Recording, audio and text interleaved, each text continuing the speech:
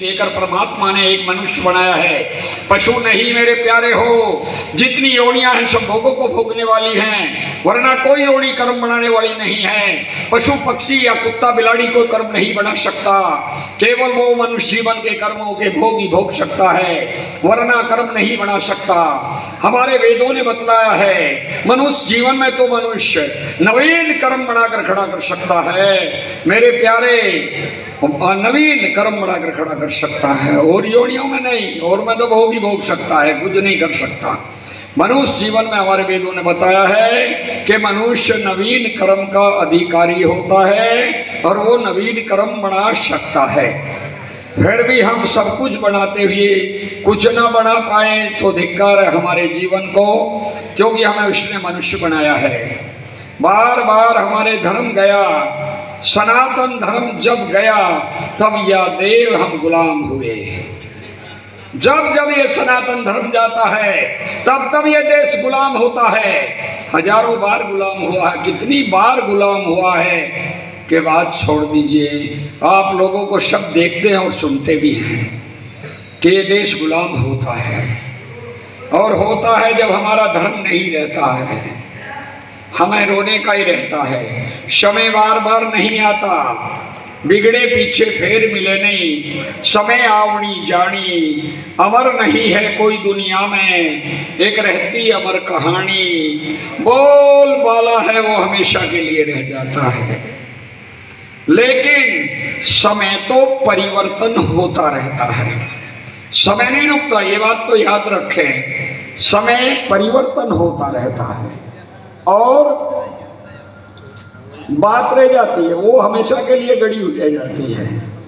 जब जब समय गया तो आप देखते हैं कि राणा प्रताप के बाप को गुलाम बनाया ना, राणा प्रताप ने मुक्त किया, फिर हम गुलामी से छूटे, फिर गुलाम हो गए, तो फिर छत्रपति शिवाजी ने हमें छुड़ाया।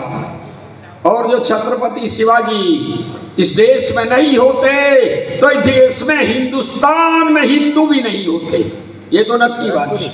ये चारों साइड उसने एक ले लेना सम्राट राज्य दिल्ली तरफ स्थापित दिया था। मैं तो देख रहा हूँ। तो कहने का तात्पर्य यह है अब ऐसा समय आने वाला है, हम सोचते रहते इसको हो रहा है तो ये मर रहा है, ये सुनार है, ये लोहार है, ये बढ़िया है, ये फलाना है, ये ढिकना है, और हो तो हिंदू ही ना सारे मिलके, तो हिंदुस्तान में रहते हो। तो जब हिंदुस्तान में हमारा धर्म नहीं रहेगा तो हमारे पास क्या रहेगा बताओ? कुछ नहीं रहेगा। इसलिए मैं यही कहता हूँ कि आपस में ना लड़के, मतभेद ना करके, और सब एक हो जाओ और एक ही बन के रहो तो कितना मजा आएगा।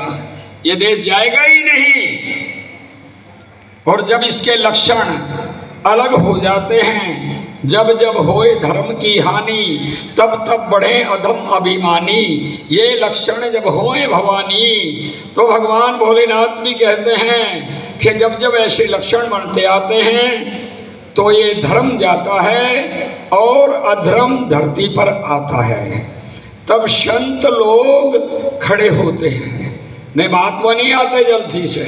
तुमने रैली तो बहुत देखी होगी, पर गृहस्थी लोगों की देखी होगी।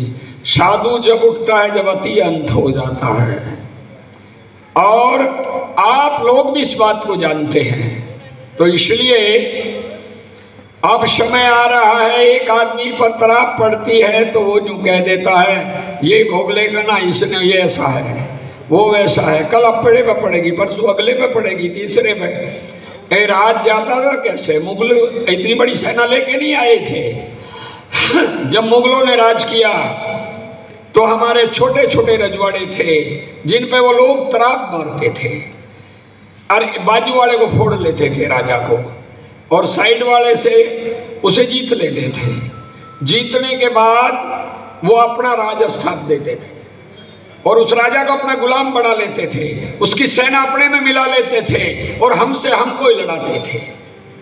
तो हमारे देश में हमसे ही लड़ाकर और हमारा राज छीनते थे वो, फिर दूसरे पे, तीसरे पे, चौथे पे, इस करके बड़े बड़े राज्यों पर तराप मार दी उन्होंने। और क्या हुआ कि देश को गुलाम बना दिया। तो हम तो कहते हैं कि ये देश गुलाम ना बने, सब जाग उठो। हमारा सनातन धर्म है, हम सनातनी हैं, तो हमें सनातनी रहना चाहिए। भगवान राम, भगवान कृष्ण इस भूमि पर आए, जिस भूमि पर आप बैठे हैं वो भगवान कृष्ण की भूमि है, और द्वारका दूर नहीं है, अपनी जड़ में ही है। अरे भाई, इस भूमि पे वो गोकुल छोड़ के मथुरा आए थे, रख दो, वो गोकुल छोड़ के मथुरा आए, और मथुरा छोड़ के, गोकुल छोड़ के मथुरा आए, मथुरा छोड़ के द्वारका आए। पर यार बड़े कमाल की बात है, राम ने अवध छोड़ी तो प्रण किया अवधवासियों ने कि राम जो वापिस ना आए तो हम जीवित नहीं रहेंगे। पर मथुरा वासियों, गोकुल वासियों ने वो प्रण नहीं किया कि हमें जीवित ना रहे। अवधवासियों ने 14 वर्ष के बाद भगवान राम को वापिस खींच लिया।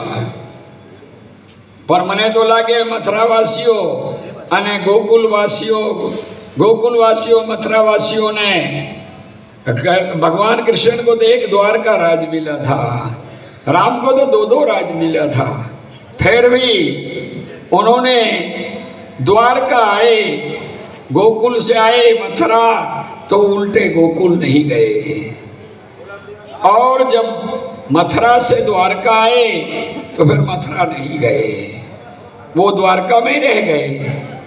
मेरे प्यारे हो, कि उन्होंने भगवान अवधवासियों का प्रेम इतना था कि वो भगवान राम के हृदय में लीला करते हुए ही नजर आते थे। राम कहीं रुकता ही नहीं था। उसे ये की लो लगी थी, मुझे 14 वर्ष से पहले अवधि पूरी थाय तो मने अवध जावानु छे, मारे अवध जावानु छे। अगर अवध नहीं गया तो मुझे हमारी अवध जीवित नहीं मिलेगी। ऐसा उसके हृदय में लीलाएं दिखाई दे रही थी, और वास्तव में खराखरी देख रहा था उसको, क्योंकि अवध में जब प्रण किया गया तो 14 वर्ष तक उन्होंने नींद नहीं किया। गोस्वामी जी लिखते हैं, सोवन में जागन करूं और जागन में लोला, सुरती डोरी बिसरे नहीं और तार टूट नहीं जाए। अवधवासियों ने जब तमसा नदी के किनारे पर छोड़ दिया गया, राम छोड़कर चले गए। सुमन बाप जी ने रथ को ऐसा चलाया कि धरती में चिल्ला नहीं बनने दिया।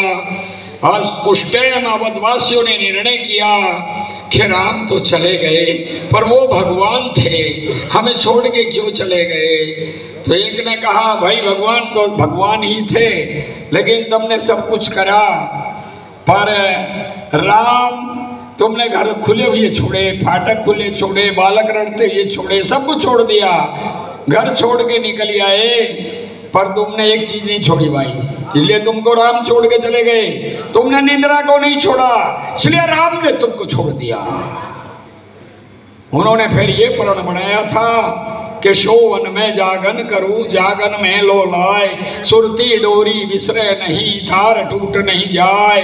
उन्होंने वो निर्णय कर लिया कि आज से हम सोएंगे नहीं। सोते हुए जागते हुए नजर आते थे, जागते सोते हुए नजर आते थे, और जो भगवान के प्रेम के बंधन की डोरी थी उन्होंने उसे टूटने नहीं दिया। इसलिए भगवान राम के हृदय में वो लीला करते हुए 24 घंटे नजर आते थे राम को।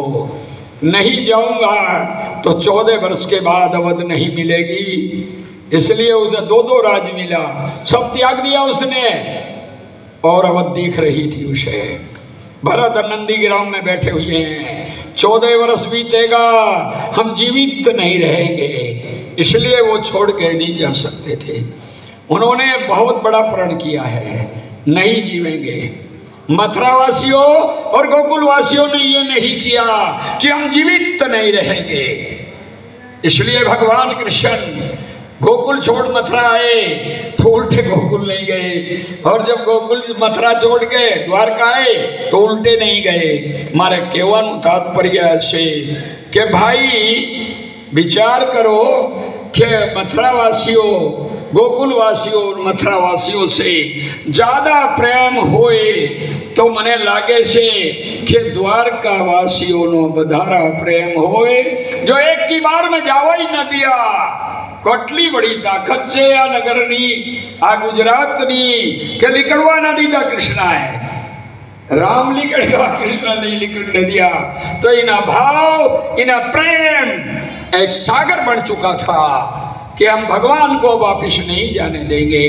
नहीं जाने दिया उन्होंने। उस नगरी के आप लोग हो और उस भगवान कृष्ण की संतान हो। वास्तव में जिसने महाभारत में भी वो कौशल दिखलाया कि जो कोई न दिखलाई सके, और अलग रहा, और कोई ऐसा भी नहीं किया कि मैंने किसी को मारा पर छोड़ा भी उसने किसी को नहीं। उसकी जो लीला थी सबसे निराली थी। इसलिए मैं कहता हूँ कि आप लोगों का समय भी हो गया होगा, बाबा लोग भी बाट देखते होंगे, और कहता हूँ कि हरि अनंत, हरि कथा अनंता, हरि अनंत से, हरि नी कथाएं अनंत से, कहते रहें तो उसका कोई अंत नहीं होता।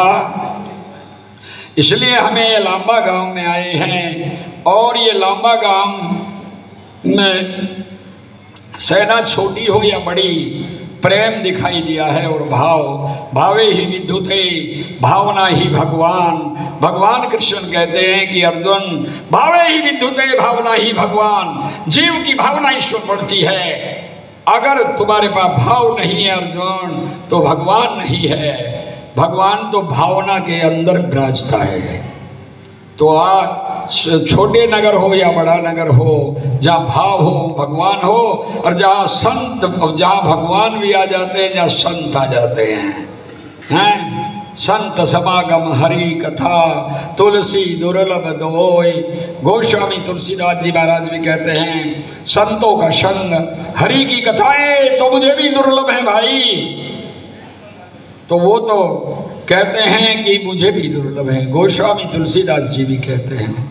इसलिए इनका कोई अंत नहीं होता।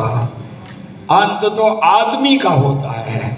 वो तो 100 वर्ष कहता है, लेकिन 70-80 में जाने की तैयारी करता है। तो वो इतना नहीं रख सकता, उसका अंत होता है।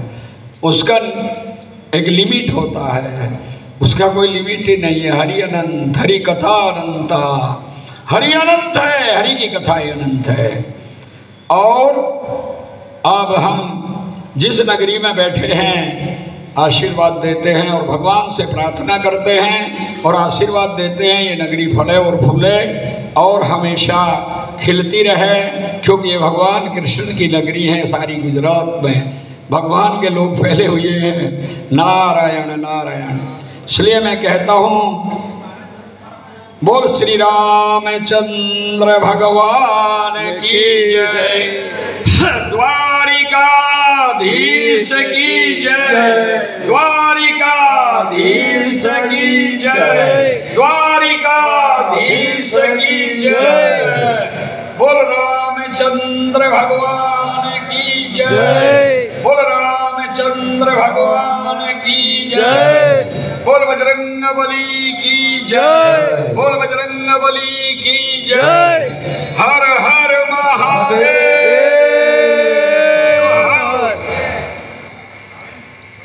खूब खूब आभार।